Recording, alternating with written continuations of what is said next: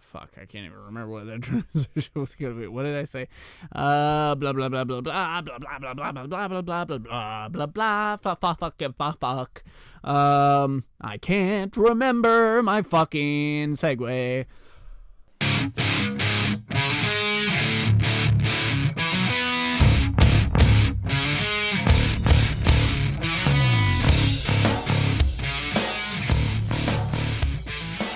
Hello, everyone, and welcome to Sorta My Podcast, the only nerd news podcast this week where I can guarantee you I am not wearing pants. And if that doesn't keep you guys around, then I don't think I ever really knew you at all. My name is Vincent Vin The Human. Before we get into the news and the trailers and the whatnot, I'd like to give a little bit of a shout out here to my roommates, one of which is Candi King of Candi's Kreations, because I walked in yesterday after a very long day, and sitting right there on the kitchen table, staring me in the face as soon as I come in, is this nice little keychain that says, "Yippee-ki-yay, motherfucker." And it is no secret to regular listeners, friends, and family that I love Die Hard. It is my favorite movie of all time. And I love Bruce Willis. He is my favorite actor of all time. And I guess they made this on a whim because they were screwing around with new ideas for Candi's Kreations. And I just really love it. It's really cool. It is on my keychain now. Anyways, if you want to check out Candi's Kreations, it's on Facebook, CandiSKreations. So, very specific spelling there, but check that out. But moving on, something I didn't like, opposite side of the fence, Birds of Prey released a trailer, or maybe I should say Birds of Prey and the Marvelous Emancipation of one Harley Quinn. Anyways, as taxing as that title is, this teaser reflects that idea. I mean, it's got plenty of people in it, but you can't see them unless you hit the pause button rapidly, and you gotta stop just at the right times to really nail it down. Even then, few are actually going to be able to do said nailing down with who you're looking at. Comic book fans, I think, might be able to pinpoint a couple of them, and especially if you've been watching the news on this movie, you'll be like, oh, okay, I know this person was cast as this character, this person was cast as this character, but none of them scream their actual characters, so don't be hoping for a dead-on portrayal, I think, because, I mean, maybe this teaser is all just nothing. I don't know what to think. I mean, that even includes Harley Quinn here. I mean, aside from the fact that obviously Margot Robbie is playing Harley Quinn, and especially anyone who saw Suicide Squad should know that. So, I mean, that's the giveaway there. But, like, if you have been under a rock, you didn't watch Suicide Squad, you have no idea who Margot Robbie is, then you're not going to know that was Harley Quinn. Like, there are no telltale signs. Anyways, this teaser does nothing for me, and I mean, it is just a teaser. This still could be a really fun movie. It's just irritating how far they have steered away from, or at least as it seems they've steered away from the source material. And that's not to say that it's a bad thing when these comic book movies take some liberties. I am of a camp where I would really just love to see one dead-on outing of these characters and these stories, and then go off and do whatever the hell you want with it. Put whoever you want in the role. Take whatever liberties you want, so long as it's not hurting anyone or blatantly terrible. Do what you like. But I just want to see that one decent Birds of Prey outing, and we didn't get it from the TV show, so, like, is it too much to ask for the film to be that thing? I don't think it is, but again, just a teaser, still could be a really good movie. I'm just wildly underwhelmed by this thing, and super annoyed with the liberties it seems they're going to be taking with some of these characters. much like a lot of people were super annoyed with the Super Bowl. However, we did get at least two things that came out of it, the Captain Marvel teaser and the Avengers Endgame teaser. I'm going to talk about the Captain Marvel one first real quick, because for me, it's just a few more quick shots that we haven't seen in the other trailer. There's not really a lot to talk about here. There was an awesome nod in there, one of Kelly Sue DeConnick's arcs on the Captain Marvel series, titled Higher, Further, Faster. So that was pretty cool. But again, not much more here to talk about that we haven't seen in the other trailers, teasers, what have you. Nothing really telling here, but it was just cool. It was an awesome look at the movie. I am as equally excited now as I was when the first announcement came out that they were gonna do a Captain Marvel. Yeah, still got my money. There was nothing you could do to throw that away. But on the other end of things, the Avengers Endgame trailer, or rather teaser, gave us a lot more. Especially for the fact that it's only like 30 seconds. There's this very interesting scene with Cap in a grief counseling meeting. Tony and Nebula working together on the, not the Milano, what is it called? The Benatar. Yes, on the Benatar, likely probably using the ship to reach out. It seemed like Nebula was working on herself there. I'd have to really look at it one more time. I've seen it at least 3 times, but it's very fast. It goes by very fast. Tony is obviously working on the ship, though. We also got a lot of cool posing shots with Rocket, Black Widow, Hawkeye, Ant-Man, and War Machine together, and Thor. A lot going on with those little shots, especially because it seems like Rocket is on the East Coast. He's walking into some sort of cabin. What is going on there? Who is he looking for? Or is he just taking shelter, setting up shop? And it looks like Cap is getting his shield back, so that's really cool. But you know, you gotta kind of take this all with a grain of salt, because you never know who they're gonna add into these scenes, how many of these scenes are actually gonna be in the movie. Like, Marvel has gotten really carried away with doing stuff like that, and I'm okay with it. You know what? I don't care. I'm very excited for this movie, and I cannot wait to go see it in the theater. Whatever I get, I know I'm gonna love. Man, I really hope that is a true statement. What I didn't think I was gonna love, really threw me for a loop, is this new Hobbs Shaw trailer. Wow, normally I wouldn't cover a Fast and Furious movie on this podcast, but wow. This looks like a turn your brain off, high-octane action movie. It may suffer from giving away too many big moments, like right here in this trailer, but since the goal is to get me into the theater, it succeeded. Especially with that elevator bit. That was really funny.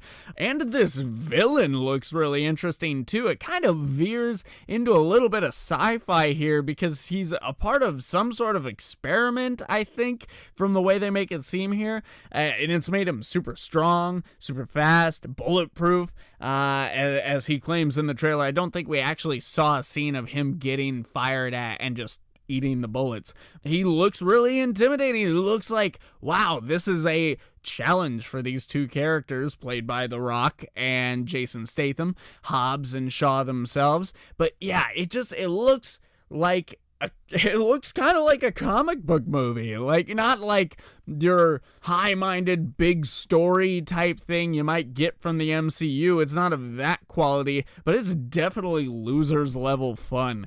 And I can't wait to see it. I honestly think I'm gonna go see this movie, and I don't think I saw the last 2 Fast and Furious movies. Although I hear they're good. The action, I think their turn into the action genre was a really good move for them, and I was really enjoying what I was seeing. I don't know, I kind of fell off. Whatever, I've got better things to watch and do. But this looks like a reason to go to the movie theater for a Fast and Furious movie. So if you are like me and you fell off of the franchise at any point, check this out. I mean, even if you don't know who these characters are, like maybe you fell out of the franchise before they debuted, yeah, this looks interesting all the same. I'm not even really sure if I know who Shaw is, or maybe Hobbs was. I forget who was who, but Jason Statham's character, I think he was in the last movie, maybe not the one before that. So I'm only aware that he was in at least one of the Fast and Furious movies, and I never saw that one. So yeah, I'm still hooked. I still want to see this go down. Yeah, check out the trailer. If you're not sold from that, fair enough. But at least I can say I directed you towards that. And with that, I would like to send us all into the phone booth. It's time for the news, the phone booth news. That's right, everyone. It's time for the phone booth news, where I try to give you the news faster than Deadpool can save the day, which gives me 3 minutes, 45 seconds.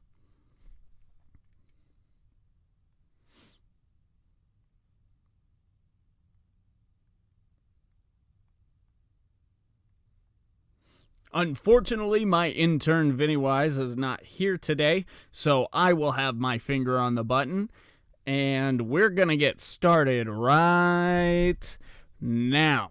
In video game news, NetherRealm Studios has confirmed 3 more characters for Mortal Kombat 11. Joining the already awesome roster is Devora, who Stop. All right, we're gonna go back. We're gonna start over phone booth news because we're not gonna have a start like that. That's right, everyone. It's time for the phone booth news, where I try to give you the news faster than Deadpool can save the day, which gives me 3 minutes, 45 seconds. Now, unfortunately, my intern Vinny Wise is not here today, so it'll be my finger on the button, and we're going to go ahead and get this started right now. In video game news, NetherRealm Studios has confirmed 3 more characters for Mortal Kombat 11. Joining the already awesome roster is Devora, who debuted in Mortal Kombat X, a classic fighter Kano, and a fan favorite Cabal. In comics news, the DC Universe streaming service is more than doubling its comic book library, adding thousands of new comics including Batman Hush, Flashpoint, and Infinite Crisis. In TV news, producer Jon Favreau revealed on Instagram a classic droid that will be joining the Mandalorian cast. R5-D4, who you may remember is the droid Uncle Owen originally buys, before finding out it had a bad motivator, will be joining the cast. The voice cast for Amazon's animated adaptation of Invincible has been revealed, with Steven Yeun starring as the titular superhero and J.K. Simmons cast as his father, Omni-Man. Additionally, the cast will include Mark Hamill, Sandra Oh, Seth Rogen, Gillian Jacobs, Zazie Beetz, Walton Goggins, Jason Mantzoukas, Mae Whitman, Kevin Michael Richardson, and more, all in undisclosed roles. Per The Hollywood Reporter, FX CEO John Landgraf has said the network is sticking to showrunner Noah Hawley's original plan and will end Legion in its 3rd season. Additionally, Legion has cast its Professor X for its final season, with Harry Lloyd stepping into the shoes of Professor Charles Xavier. Marvel's Cloak and Dagger finally has a Season 2 premiere date for April 4th of this year, and DC Universe's Stargirl has found its villain in the Foster star Meg DeLacy, who will play Cindy Berman, Blue Valley High's most popular and most feared student. In a leaked photo on Twitter from user @BadPositions, Donna Troy from DC Universe's Titans is suited up in a top directly inspired by the comics, adapting her classic red suit with yellow stars. In movie news, Warner Brothers and DC have officially announced release dates for 3 more DC-centric films in 2021. The animated film DC Super Pets will hit theaters May 2nd, The Batman set for July 25th, and on August 6th, a possible sequel to Suicide Squad titled The Suicide Squad. Speaking of The Batman, Matt Reeves told The Hollywood Reporter, quote, "It is very much a point-of-view-driven noir Batman tale. It's more Batman in his detective mode than we've seen in the other films," end quote. Meaning this movie will lean hard on the world's greatest detective aspect of the character. In new animated Teenage Mutant Ninja Turtles news, a film is set to premiere on Netflix and will be based on the current Rise of incarnation of the Nickelodeon show. In a mock toy commercial from the fictional Caslin Corporation, the toy company's CEO Henry Caslin talks about a revolutionary new companion doll with a global announcement scheduled for this Friday, February 8th, today. In other news, it has been confirmed by WWE that Dean Ambrose is opting not to renew his contract in April and will leave the company. And that is the news. And we are clocking in at 3 minutes 32 seconds. If I hadn't screwed up so much, that would have been a little better. But I think I was hitting a pretty good stride there at the very beginning. I think I just got too winded, too ahead of myself there on a few things, and names always trip me up. Man, names are just not my thing. Let me know in the comments down below, guys, what your favorite little tidbit of news there was. I'm pretty excited about the fact that the Batman is going to be leaning heavily into his detectiving skills. One of those wasn't a word. That suit from Donna Troy was pretty cool. That's pretty exciting. I don't know, a lot of cool things to unpack there. Good on DC Universe too for just beefing up their comic book selection. And I have been seeing so much stuff pop up on my DC Universe app that I am like, man, I want to read that. Man, I want to read that. Man, I want to read that. And half the time, I don't even have the time to download it so I can put it off later. So it's ridiculous how awesome that app is getting every single month. I am loving it. Anyways, guys, that does it for the phone booth, but I think we've got a little time to get caught up. This is the part of the show where I like to let you guys in on what I'm getting caught up on, what I'm doing in my nerddom. And first of all, I finished Punisher Season 2, finally. I loved it. I loved the whole season.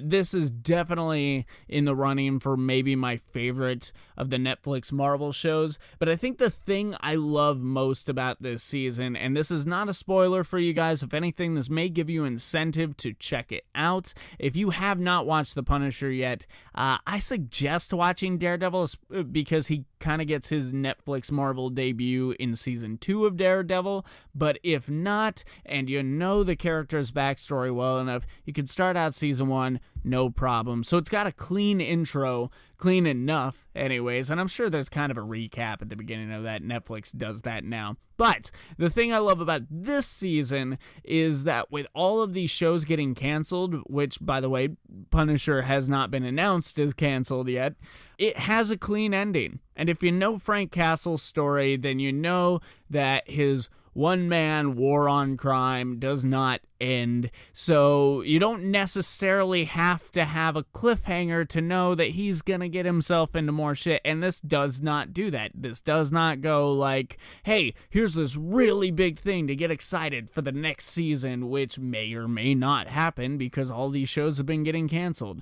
So I really liked that. I love the clean intro, the clean ending. It is bookended nicely, and especially for one of my favorite characters of all time, I couldn't ask for better. And while we're on the subject of live action Marvel, I'm actually revisiting the MCU from the beginning. Did Iron Man 2 last night. I'm watching these in the order you should watch the MCU, the chronological order, I suppose. And I'm leaving out the TV shows this time. Eventually, I will sit down. Maybe when the whole thing is capped off, eventually I will sit down. I will watch everything. TV shows, online shorts, like all of that stuff in chronological order. But for now, I'm just sticking to the movies. I started with Captain America, the first Avenger, on to Iron Man 2, or Iron Man, then Iron Man 2, and tonight I am revisiting, actually for the first time in a long time, The Incredible Hulk, and we're going to keep going on from there. Captain Marvel is going to cut in the middle there. That can't be helped, but this is all to lead me up to Avengers Endgame. I am trying to share this with Pennywise, but he is fallen asleep in every movie except for Captain America. So we are 1 for 3 right now with him. I'm also playing catch up with my comics, as I mention every week, but this time I actually have something to talk about. I'm specifically trying to get caught up on Detective Comics. I was way behind on that with the road to 1000 happening right now, and it is like 3 issues away. So I am just finishing issue 986. Really cool new villain called Karma in this, putting once again on Front Street Batman's creating of his own villain.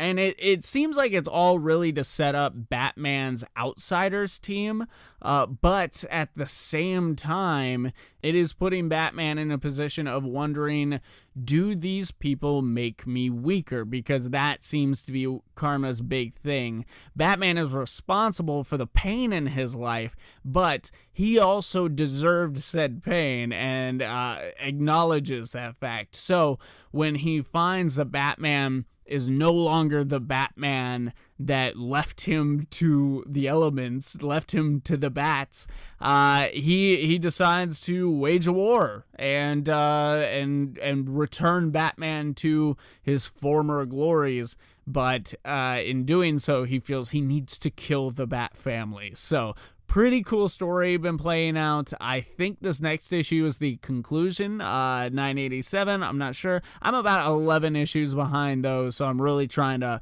burn through that, get it in, get it done, and not without enjoying them, because I feel like I have expressed just in that little recap that I have been interested in what is happening and paying attention. But still, I do not want to be playing catch up with 1000. I do not want to be holding my hands over my ears, closing my eyes, going la la la la la, I don't want to hear it, because I would love to do a review for you guys on this of Detective Comics number 1000. The last thing I want to let you guys in on is I've been getting obsessed with these life. It just keeps happening videos happening on Reggie Watts's YouTube page. It's some really funny improv shorts. I think the longest video I saw was maybe 2 minutes, if not like a minute 45, but generally they're all usually a minute or under, and there's just these random videos going up. Some of them were actually an advertisement for some sort of live improv thing that he's gonna be doing in March. It's a live improv sitcom streaming exclusively on YouTube, coming up in May. And that was kind of funny. It's him and some other improv actress I'm not familiar with, but I would say go over to his channel on YouTube, Reggie Watts, check him out. If you're not familiar with Reggie Watts in general, might I suggest Fuck Shit Stack and the Comedy Bang Bang TV show, which may still be on Netflix. I know it was. I'm not sure if it still is, but yeah, look into Reggie Watts. You're not going to be disappointed. But that is going to do it for me on this one. Guys, what have you been getting caught up on? Have you been reading Detective Comics? Well, what do you think of Reggie Watts, and what is your favorite thing in his work? Anything and everything from this episode, leave it down in the comments below. But most importantly, like this episode if you liked it, subscribe if you loved it. You're checking this out somewhere while here, why not share it? Let other people in, bring other people in. It's the best way to get us out in front of people, get us new viewers, listeners, wherever you're doing this, and hit that bell on YouTube if you want to know when the newest episodes are up. Of course, all our social media is down in the description below, whether it's sort of my comics, SMP on Instagram, so on and so forth, emails, it's all down there. Guys, my name is Vincent Herman, Vin The Human, and it's time to put my pants on. I mean, cue the outro music.